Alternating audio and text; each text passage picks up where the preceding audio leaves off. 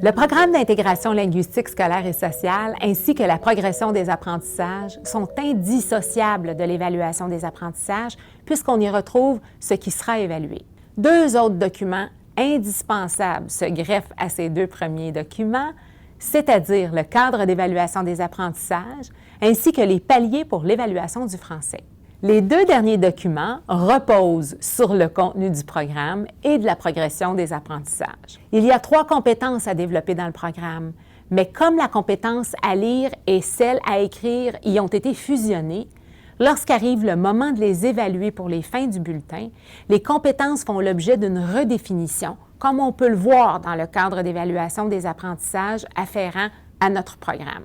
Ainsi, la compétence à lire a été dissociée de celle à écrire pour obtenir 2 résultats distincts. Et la compétence associée à l'intégration scolaire et sociale de l'élève s'est intégrée aux 3 compétences langagières, soit celle de lire, d'écrire et de communiquer oralement en français, pour y être évaluée à l'intérieur même de ces 3 compétences. Il est à noter qu'en intégration linguistique scolaire et sociale, les compétences ne sont pas pondérées. Rien n'indique leur poids relatif ou, si vous préférez, leur importance relative dans l'ensemble des compétences dont il faut tenir compte pour la discipline. Il n'y a pas non plus de code global à établir pour l'ensemble de la matière, puisque les compétences sont évaluées à l'aide d'une cote. Donc, le principe qu'on associe au calcul d'une pondération devient inapplicable. Les cadres d'évaluation sont prescrits depuis 2011. Celui du programme d'intégration linguistique scolaire et sociale est de même nature que celle des cadres proposés dans les différentes disciplines du programme de formation. Ce cadre indique les éléments sur lesquels doit porter l'évaluation des apprentissages des élèves. Il doit être utilisé conjointement avec le programme d'intégration linguistique scolaire et sociale, ainsi qu'avec la progression des apprentissages. Comme pour les autres cadres d'évaluation, il n'y a pas de pondération associée aux différents critères de ce programme. Les éléments ciblés par le critère de maîtrise des connaissances se trouvent dans le contenu de formation du programme et de la progression des apprentissages. Les connaissances, comme pour tous les autres cadres, sont évaluées au moment choisi par l'enseignant qui déterminera l'importance à accorder à cette évaluation dans le résultat de l'élève par rapport aux différentes dimensions des compétences à évaluer. Comme pour toutes les autres disciplines du programme, l'astérisque aux critères portant sur l'utilisation des stratégies indique qu'il doit faire l'objet d'une rétroaction à l'élève, mais qu'il ne doit pas être considéré dans les résultats communiqués à l'intérieur des bulletins. 2 raisons le justifient. La première, une difficulté à observer ce qui se passe dans la tête de l'élève au moment où il choisit ses stratégies, au moment où il décide de changer de stratégie, au moment où il vérifie l'efficacité d'une stratégie qu'il est en train d'employer ou qu'il a déjà employée. Et par ailleurs, le fait que si l'élève utilise des stratégies de façon appropriée, cela se reflètera inévitablement dans la qualité de ses productions. La compétence liée à l'intégration scolaire et sociale, soit celle associée à l'intégration au milieu scolaire et à la société québécoise, qui s'apprécie à l'intérieur des 3 autres compétences, c'est-à-dire les compétences linguistiques, ne comporte que des critères d'évaluation qui doivent faire l'objet d'une observation servant à déterminer les besoins de l'élève dans le but de faciliter son intégration, ce qui signifie qu'ils sont uniquement utilisés dans le cadre d'une évaluation axée sur l'aide à l'apprentissage. Les observations recueillies permettent à l'enseignant de soutenir plus ou soutenir mieux le développement de cette compétence chez l'élève et non à statuer sur la réussite ou à l'échec de ce dernier pour cette compétence. Examinons plus en détail les paliers pour l'évaluation du français. Ces paliers doivent être utilisés en complément du programme d'intégration linguistique scolaire et sociale et de la progression des apprentissages du secondaire, puisque les manifestations présentées dans les paliers découlent des contenus et aussi en y associant le cadre d'évaluation des apprentissages. Les paliers sont des références importantes qui soutiennent le jugement en évaluation aux différents moments de reconnaissance de compétences. Il contribue également à l'adaptation des interventions pédagogiques en fonction de l'état de développement des compétences langagières des élèves dans leur fonction d'aide à l'apprentissage. Ainsi, les paliers peuvent être utilisés pour soutenir l'une ou l'autre des deux fonctions de l'évaluation, soit soutenir l'aide à l'apprentissage ou soutenir la reconnaissance des compétences.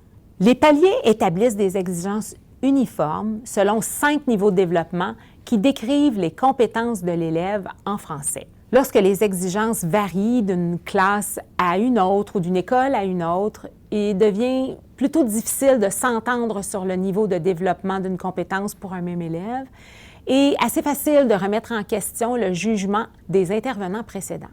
C'est la raison pour laquelle des balises uniformes, comme les paliers d'évaluation en français, sont importantes, au même titre que les exigences propres aux différents programmes. Comment ont été conçus ces paliers et quel est leur fonctionnement? Des manifestations les plus représentatives du niveau de compétence ont été sélectionnées par des praticiens, des gens sur le terrain, en fait, et des chercheurs, experts en didactique des langues secondes ou des chercheurs en évaluation des apprentissages, pour chacun des paliers. Ces paliers forment 5 portraits distincts de ce qu'un élève est globalement capable de réaliser à un moment donné de son cheminement, comme ce que l'on retrouverait dans une grille d'évaluation de type global. Pour les paliers supérieurs, la description du portrait implique que les manifestations établies au palier inférieur ont été acquises par l'élève. Les paliers associés à chacune des compétences langagières comportent un axe horizontal, soit 1, 2, 3, 4 et 5, et un axe vertical, soit A, B, C ou D. Sur l'axe horizontal, celui de 1 à 5, se déploient à la manière d'un continuum 5 paliers décrivant les manifestations associées aux grandes étapes du développement des compétences des élèves. D'un palier à l'autre, on peut observer un accroissement des savoirs et des savoir-faire des élèves, de même qu'un accroissement du niveau de complexité des contextes dans lesquels les élèves doivent exercer leurs compétences. Faisons toutefois ici une mise en garde. Pour réaliser tous les apprentissages prévus à un palier, le temps nécessaire à l'élève variera en fonction de différents facteurs, tels que l'âge de l'élève, son rythme d'apprentissage ou le niveau de scolarité atteint par ce dernier dans son pays d'origine. Ainsi, un palier ne saurait être associé à une étape dans le calendrier scolaire. Après avoir déterminé le palier dans lequel se situent globalement les apprentissages de l'élève, il est possible de décrire la performance de ce dernier grâce à des cotes lettrées A, B, C et D, dont voici la signification. A signifie que l'élève dépasse les exigences liées aux tâches. B, que l'élève satisfait clairement aux exigences liées aux tâches. C, que l'élève satisfait minimalement aux exigences liées aux tâches. Et finalement, D, que l'élève ne satisfait pas aux exigences liées aux tâches. Les élèves qui bénéficient des services d'accueil et de soutien à l'apprentissage du français, ou SASAF, commencent souvent leurs apprentissages au palier 1. L'axe vertical permet pour sa part d'apprécier la capacité des élèves à répondre aux exigences des tâches associées à chacun des paliers. Une échelle qualitative comprenant 4 cotes lettrées lui est rattachée.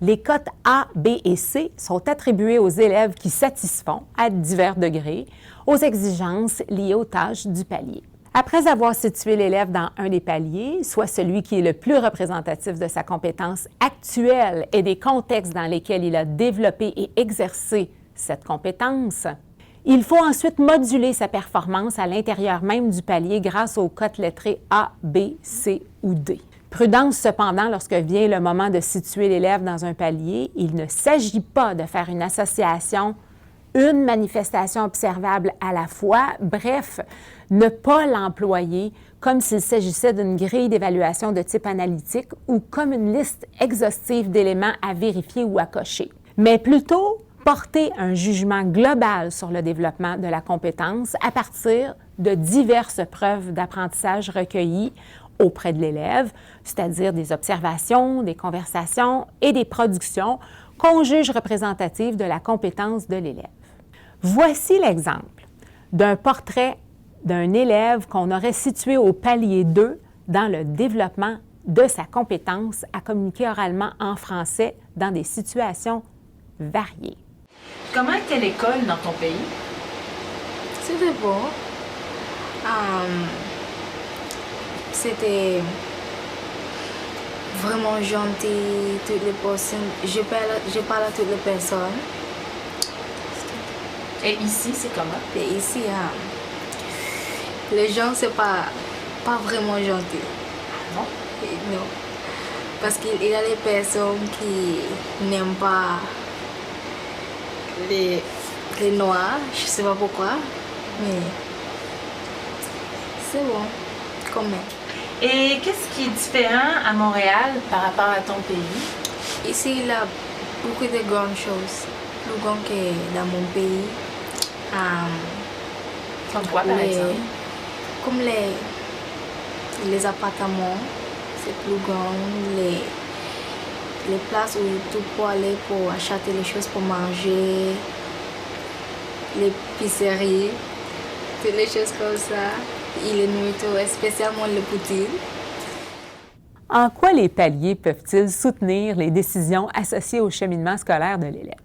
Allons-y avec un exemple. L'élève dont les apprentissages se situeraient au palier 4 et qui satisferait aux exigences liées aux tâches de ce palier serait en mesure de poursuivre ses apprentissages en français langue d'enseignement, ce qui est le cheminement selon l'axe vertical, selon la décision que prendra son enseignante ou son enseignant et les autres intervenants œuvrant auprès de l'élève, le cas échéant, s'il y en a. Cette décision repose sur la cote obtenue par l'élève ainsi que sur son âge, son degré de maturité et son adaptation socio-scolaire. Le moment de l'année scolaire pendant lequel l'évaluation a lieu influence également la décision concernant le cheminement de l'élève. Pensons notamment aux années où il y a des épreuves ministérielles à la fin de l'année, notamment les épreuves uniques de la 4e et de la 5e secondaire. Il serait sans doute préférable de s'assurer préalablement que l'élève est en mesure de réussir ces épreuves avant de retirer les services d'accueil et de soutien à l'apprentissage du français et donc de lui retirer les exemptions prévues en évaluation à son bulletin pour ces matières-là. En guise de résumé, les paliers d'évaluation servent bien les deux fonctions de l'évaluation. Par exemple, pour l'aide à l'apprentissage, les paliers sont particulièrement utiles au moment de la planification des tâches permettant de soutenir le développement des compétences des élèves. Ils décrivent notamment le contexte dans lequel devraient s'inscrire les tâches proposées à ces élèves. Ils sont aussi utiles au moment d'établir les défis à relever par les élèves, parce qu'on peut en retrouver directement dans les différents paliers. Pour la reconnaissance de compétences des élèves, qui est l'autre fonction, les paliers aussi sont particulièrement utiles, notamment en fin d'étape, au moment de la production du bulletin, pour situer l'élève. À la fin de l'année scolaire, afin de justifier la décision de poursuivre, de modifier ou de cesser les mesures de soutien à l'apprentissage du français. Et à la fin des mesures de soutien à l'apprentissage du français pour bien déterminer le parcours scolaire qui conviendra à l'élève.